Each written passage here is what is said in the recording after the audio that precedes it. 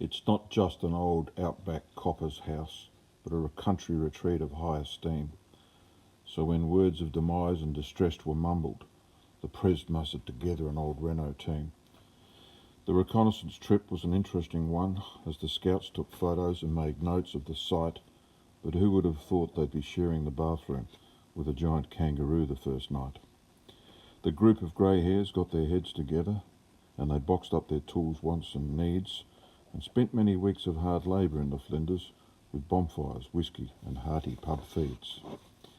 Cleaning, painting and dump trips took over their days, with their plans now so very intense, as was the design, input and labour for the much heralded kangaroo-proof fence.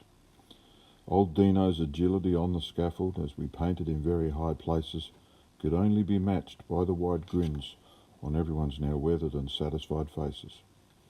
They managed many visits with their cars and their trailers, often brimmed full with all of their gear, and accomplished so many of their tasks in just one enjoyable but very short year.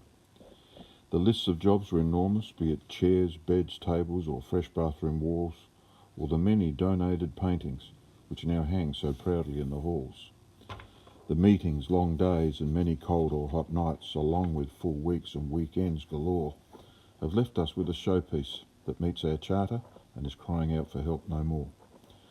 The townsfolk are now all our good mates, and during social times they'd oft hear the sounds of a saxophone, laughter and singing as we sipped on our red wine and beer.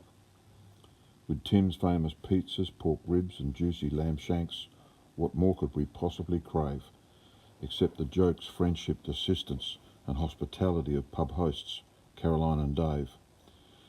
We'll never forget old Blinman in the dry and vast Flinders Ranges, a place for our blue brothers to go with everything it brings, to chill out with family and friends in comfort, where historic cop history still proudly clings.